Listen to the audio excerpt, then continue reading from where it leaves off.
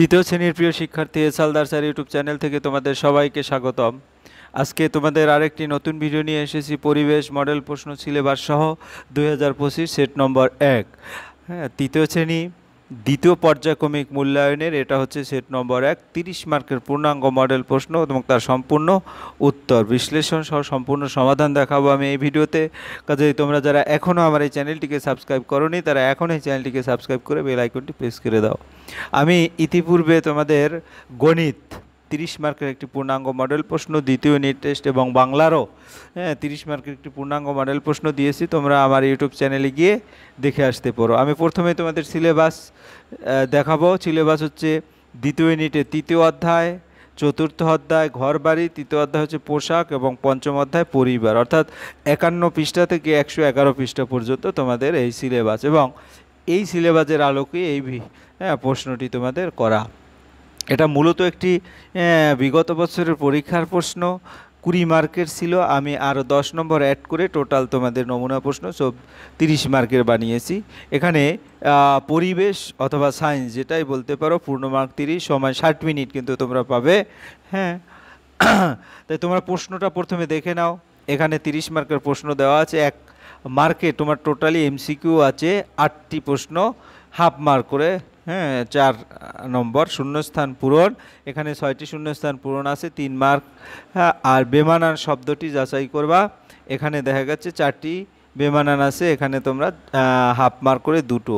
এবং 4 নম্বরে আছে বিভিন্ন নিম্নলিখিত জিনিসগুলো চিহ্নের সাহায্যে প্রকাশ করো। চিহ্নের সাহায্যে প্রকাশ করতে হবে।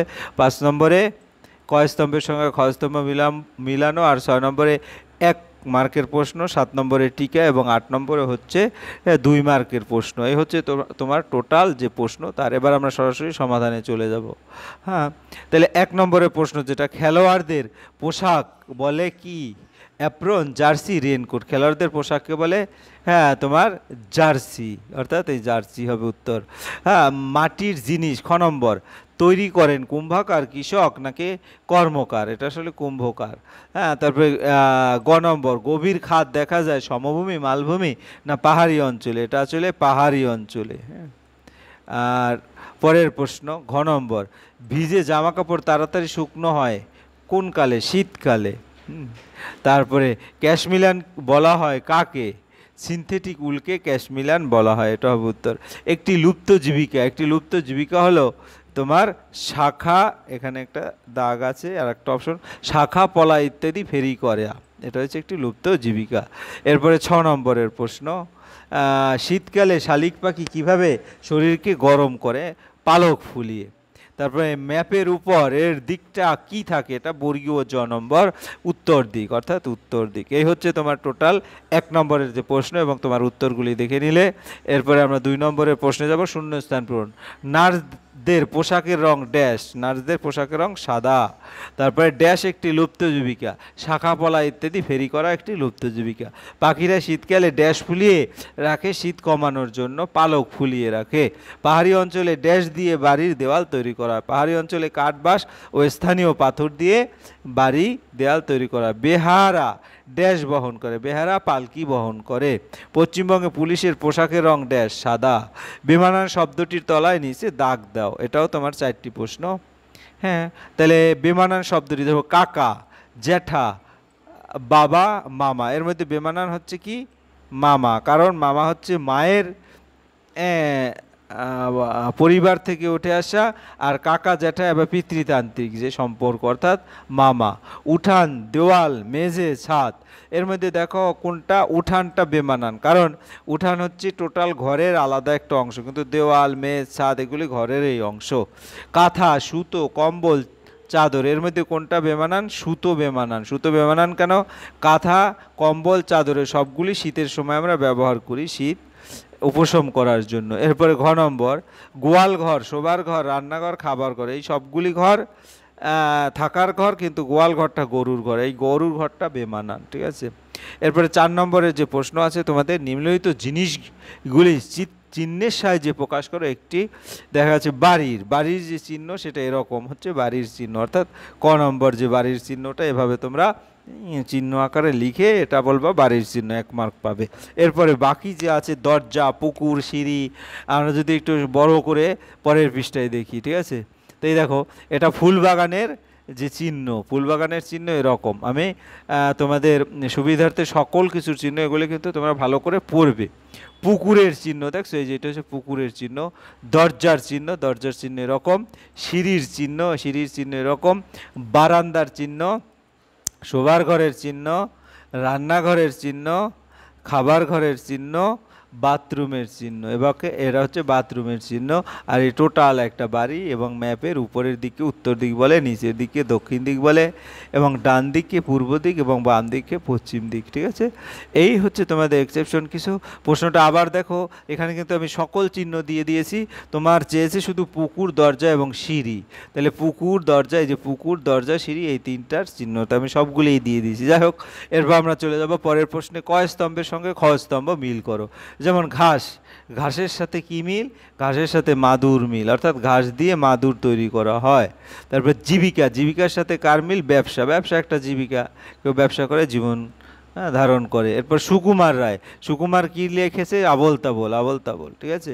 এরপর ডাকঘর, ডাকঘরে আসলে ঠিকানা, ঠিক আছে। যাই হোক, এ হচ্ছে তোমার এলোমেলো যেটা, সেটা 2 নম্বরের প্রশ্ন, তোমরা আসলে এভাবে মিলিয়ে দিবে। এরপর 6 নম্বরের যে প্রশ্ন, একটি বাক্যে উত্তর দাও 8টি। সিনথেটিক উল কি থেকে তৈরি হয়? খনিজ তেল থেকে সিনথেটিক উল তৈরি করা হয়। আদিম মানুষ কোথায় বাস করত? আদিম মানুষ, হ্যাঁ, কোথায় আদিম যুগে মানুষ বসবাস করত? গুহায়, গুহায় বসবাস করত। যাযাবর কাদের বলে? হ্যাঁ, যারা এক জায়গা থেকে অন্য জায়গায় ঘুরে বেড়ায় তাদের যাযাবর বলে। তারা খাবারের সন্ধানে অল্প কিছু জিনিস আর পোষা পশুদের নিয়ে বেরিয়ে পড়তো। মাসের পর মাস তারা হেঁটে হেঁটে ঘুরতো। এরপরের প্রশ্ন, যেখানে বেশি ভূমিকম্প হয় সেখানে বাড়ি কি দিয়ে তৈরি হয়? এটা ঘ নম্বরের প্রশ্ন। হ্যাঁ, ভূমিকম্পযুক্ত অঞ্চলে কাঠের বাড়ি ও টিনের ছাদের বাড়ি তৈরি করা হয়, ঠিক আছে, বা দরকার। মৌমাছি কোথায় বাস করে? মৌমাছি বাস করে মৌচাকে, মৌচাকে মৌমাছি বাস করে। পিনকোড আসলে কি? পিনকোড আসলে পোস্ট অফিসের নম্বর, পিনকোডটা হচ্ছে পোস্ট অফিসের নম্বর। ক্যাটারারের কাজ কি? অনুষ্ঠান বাড়িতে খাবার পরিবেশন করা হচ্ছে 6 নম্বর যে ক্যাটারারের কাজ, অনুষ্ঠান বাড়িতে খাবার পরিবেশন করা। কিসে জল রাখলে গরমকালে জল ঠান্ডা থাকে? বর্গীয় জ নম্বর। এটা হচ্ছে মাটির কলসিতে জল রাখলে গরমকালে, হ্যাঁ, জল ঠান্ডা থাকে। এরপরে সিনথেটিক কি থেকে তৈরি? সিনথেটিক উল খনিজ তেল থেকে তৈরি। এরপর ফুটবল খেলায় কে হাত দিয়ে বল ধরতে পারে? ফুটবল খেলায় গোলকিপার হাত দিয়ে বল ধরতে পারে। আমরা ইও নম্বর পর্যন্ত তোমাদের দেখিয়ে দিয়েছি, এখান থেকে 8টি প্রশ্ন উত্তর করতে হবে। এরপরে 7 নম্বরে টিকা লিখো। পরিবারের শাখা পোশাকা অথবা নির্মাণ শিল্প, দুটোর মধ্যে দিয়ে বেশ কয়েকটা লাইন তোমরা লিখবে টিকা। 2 নম্বরের প্রশ্ন। আমরা যদি সরাসরি যাই উত্তরগুলি দেখি। পরিবারের শাখা পোশাকা বলতে একটি পরিবারের বিভিন্ন প্রজন্মের সদস্য তাদের মধ্যে বিদ্যমান আত্মীয়তার সম্পর্ককে বোঝানো হয়। এটি একটি পরিবারকে বিভিন্ন দিক থেকে বিস্তৃত করে, যেমন পিতা পুত্র, মাতা কন্যা, দাদা দাদি, আত্মীয় স্বজন এবং তাদের মধ্যে বিদ্যমান সম্পর্ক। একটি পরিবারের শাখা পোশাকা সাধারণত নিম্নলিখিত বা সংগঠিত হতে পারে, যেমন মূল পরিবার, বর্ধিত পরিবার, যৌথ পরিবার, পিতৃতান্ত্রিক পরিবার, মাতৃতান্ত্রিক পরিবার। এতটুকু লিখলেই তোমরা অলরেডি 2-এ 2 পেয়ে যাবে। এরপরের প্রশ্ন, টিকা লেখো নির্মাণ শিল্প। তাই নির্মাণ শিল্প এমন একটা শিল্প প্রক্রিয়া যেখানে বিভিন্ন কাঠামো স্থাপত্য তৈরি করা হয়। এই শিল্পের মধ্যে রয়েছে আবাসিক ভবন, রাস্তা, সেতু, বাঁধ, অন্যান্য অবকাঠামো নির্মাণ। এখানে নির্মাণ শিল্পে একটি বিস্তারিত আলোচনা। নির্মাণ প্রকারে নির্মাণ শিল্প সাধারণত 3টি প্রধান শাখায় বিভক্ত করা হয়: ভবন নির্মাণ, অবকাঠামো নির্মাণ এবং শিল্প নির্মাণ। ভবন নির্মাণ এটি আবাসিক অনাবাসিক উভয় প্রকারে ভবন নির্মাণের সাথে সম্পর্কিত। অবকাঠামো নির্মাণ এটি বৃহৎ আকারে নির্মাণ কাজ, যেমন বাঁধ, সেতু, রাস্তা, রেলপথ, অন্যান্য অবকাঠামোর সাথে সম্পর্কিত। শিল্প নির্মাণ এটি বিভিন্ন শিল্প কারখানা, প্ল্যান্ট ও অন্যান্য শিল্প সম্পর্কিত স্থাপনা তৈরি করার সাথে সম্পর্কিত। কখন মানুষকে বাধ্য হয়ে ঘরবাড়ি ছেড়ে যেতে হয়? ঝড়, ভূমিকম্প, বন্যা, খরা ইত্যাদি প্রাকৃতিক দুর্যোগের জন্য মানুষকে ঘরবাড়ি ছেড়ে যেতে হয়। অনিমা দিদিমণিকে জিজ্ঞাসা করলো, বাঘ সিংহ সুযোগ পেলে মানুষকে খেয়ে নিত, তাহলে বাঘ সিংহ কোথায় থাকতো? গুহা, বন, জঙ্গল বাঘ সিংহের থাকার জায়গা। মৌমাছিরা থাকার জন্য চাক তৈরি করে, পাখিরা বাসা বানায় মেঠো দূরের বাসা, পিঁপড়ার চাক উইটিপি বানায়, এক পাখি অন্য পাখির বাসা বানায়। অর্থাৎ আমরা আরও বেশ কিছু প্রশ্ন এখানে উত্তর দিয়ে দিলাম। পারিবারিক জীবিকা বলতে কি বুঝো? পরিবারের লোকেরা বহুকাল ধরে একই ধরনের কাজ করলে সেই কাজকে পারিবারিক জীবিকা বলা হয়। এটা খ নম্বরের প্রশ্ন। এরপরে গ নম্বরের প্রশ্ন, বিভিন্ন পোশাক পেশার লোকেরা বিভিন্ন ধরনের পোশাক কেন পরেন উদাহরণ দিয়ে বুঝিয়ে দাও।